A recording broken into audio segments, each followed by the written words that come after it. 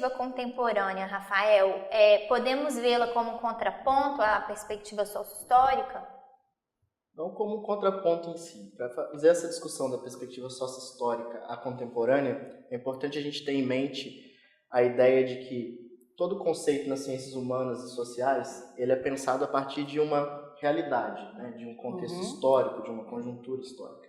E como a realidade se transforma, assim como o contexto histórico, a história está em constante transformação, os conceitos eles também são ressignificados.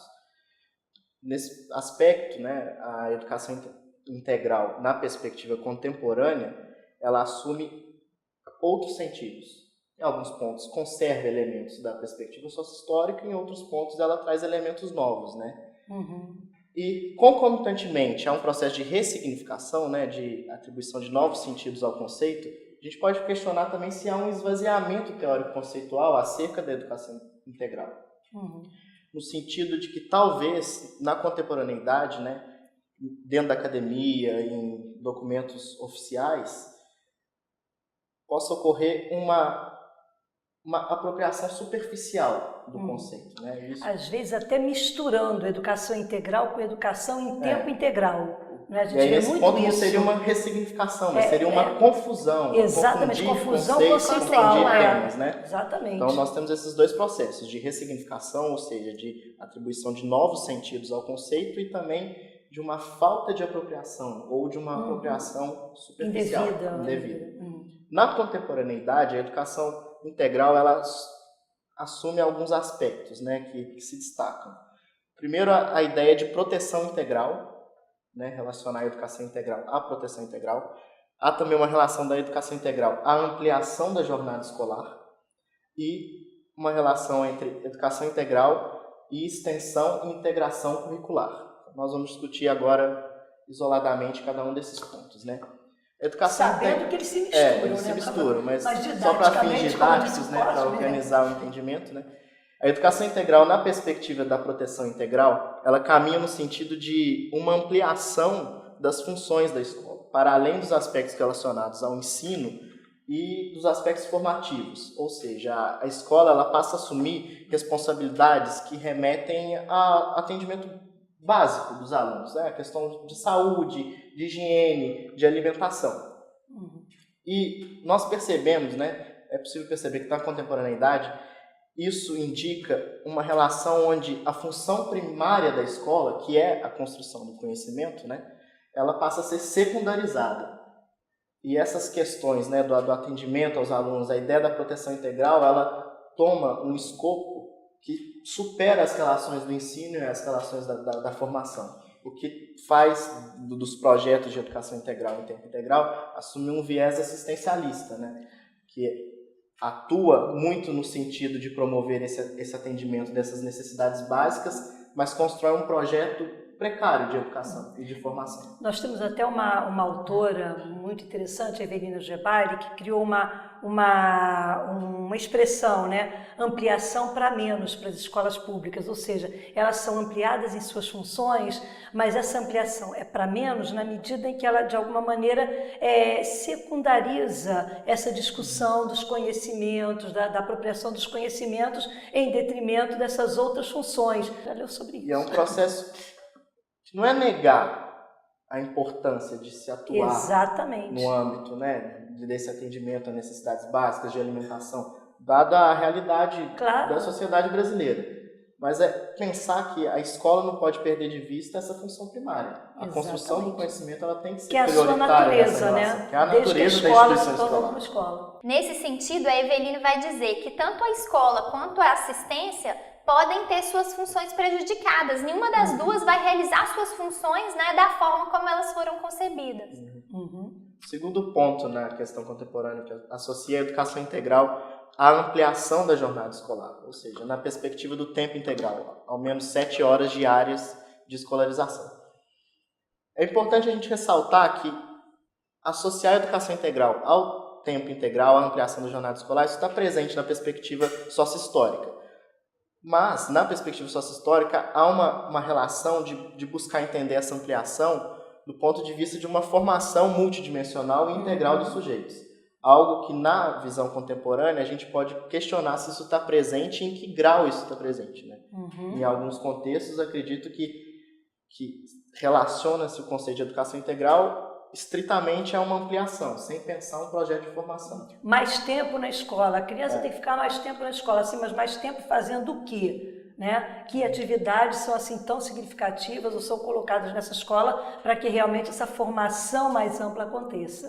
Outro aspecto da perspectiva contemporânea, né, do conceito de educação integral remete à ideia de extensão e integração curricular, que ocorre, na maioria das vezes, por meio da promoção de oficinas, né, com aspectos interdisciplinares, ou seja, assume uma outra configuração que não a configuração disciplinada das disciplinas regulares, português, matemática, mas você vai ter temas para explorar e trabalhar que abordam diferentes saberes, né, de diferentes campos. Mas isso é interessante, né? Agora o problema é como que isso é feito. A ideia é interessante, mas a forma como isso tem se configurado, né, na política atual traz alguns problemas e alguns questionamentos que a gente tem que debater e discutir.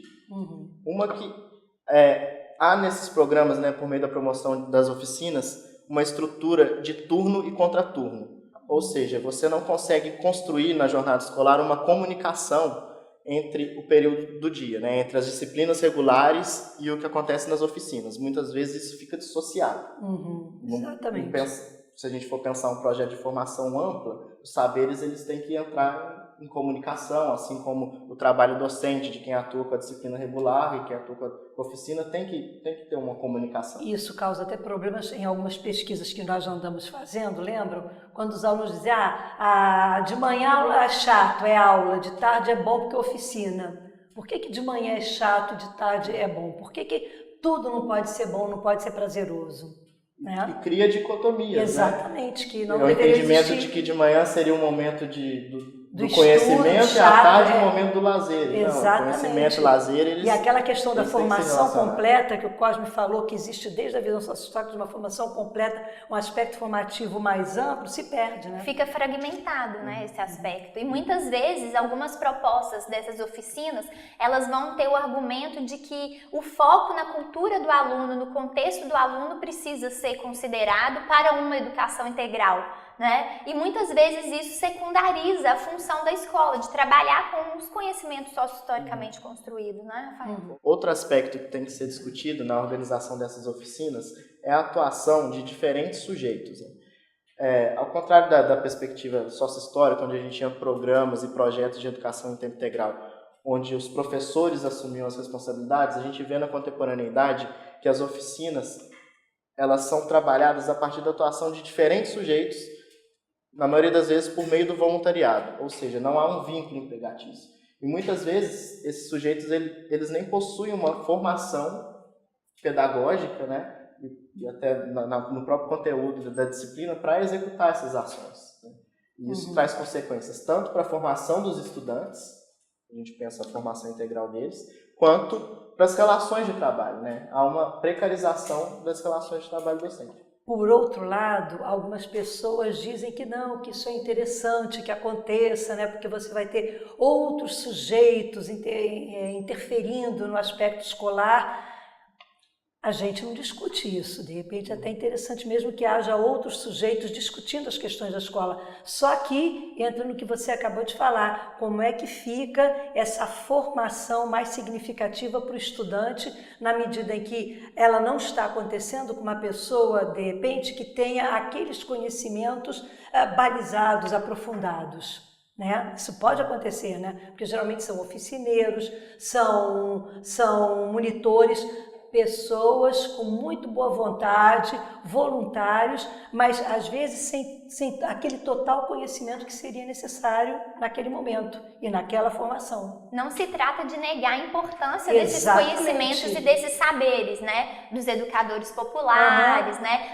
Aqueles saberes provenientes da própria comunidade, né? Que não precisam estar ausentes, não devem, numa proposta de educação integral que considere as especificidades da escola. E que esteja, de repente, no próprio projeto político pedagógico da escola. Trata-se de, numa tentativa da gente problematizar se esses sujeitos podem ser responsáveis por essas atividades, dada a especificidade daquele profissional que deve atuar na escola, né? Mais um ponto que tem que ser problematizado na questão do conceito da educação integral relacionado à extensão e integração curricular é que muitas vezes essas oficinas elas são promovidas em espaços não escolares, ou seja, para além da instituição escolar. E nesse processo a gente vê a organização dessas oficinas em espaços, às vezes públicos, mas muitas vezes privados também. Instituições que possuem determinadas concepções, né, determinados projetos de sociedade, de educação. E cabe questionar esses projetos e até que ponto, talvez essas instituições elas caminham na contramão da concepção de uma própria educação pública, né, de uma formação completa para a emancipação do sujeito. Rafael, é nesse caso que entram aqueles conceitos de cidade educadora, não é?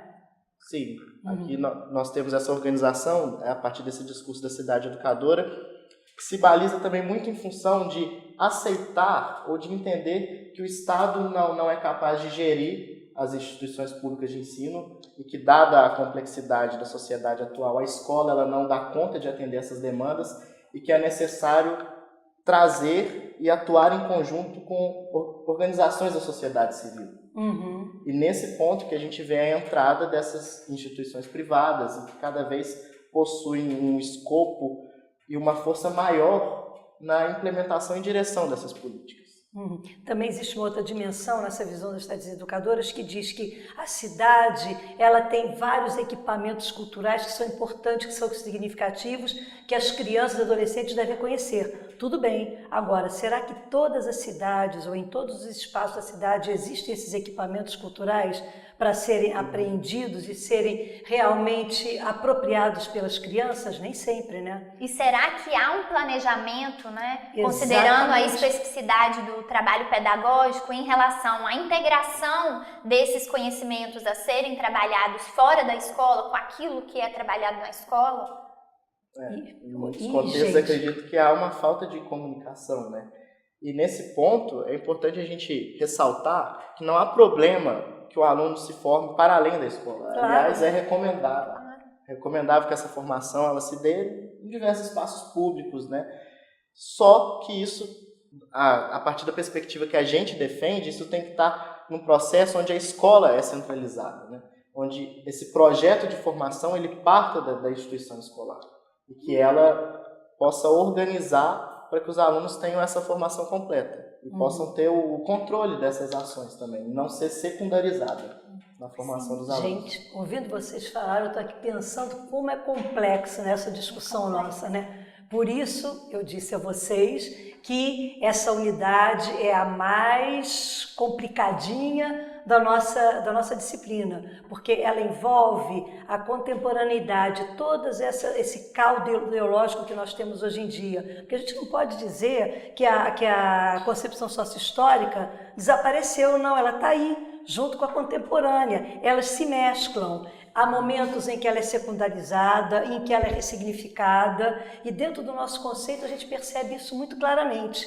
Porém, nós estamos vivendo a contemporaneidade. É muito difícil você fazer uma análise de uma época na qual se vive. Talvez daqui a uns 50 anos, quando estiver bem velhinhos, talvez a gente consiga saber, pois é, naquela época a gente pensava. De repente a gente vai chegar a essa conclusão, né? E nós temos diferentes projetos em disputa, né? Exatamente. No que diz respeito à função da escola, ao papel do aluno, ao papel do professor. E essas disputas podem vir a configurar e reverberar diferentes concepções de educação integral.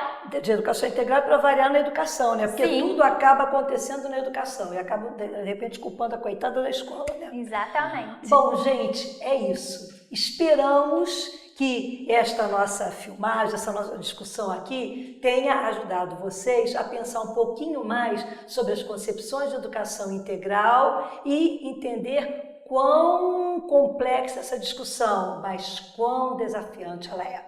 Tchau, até a próxima. Tchau.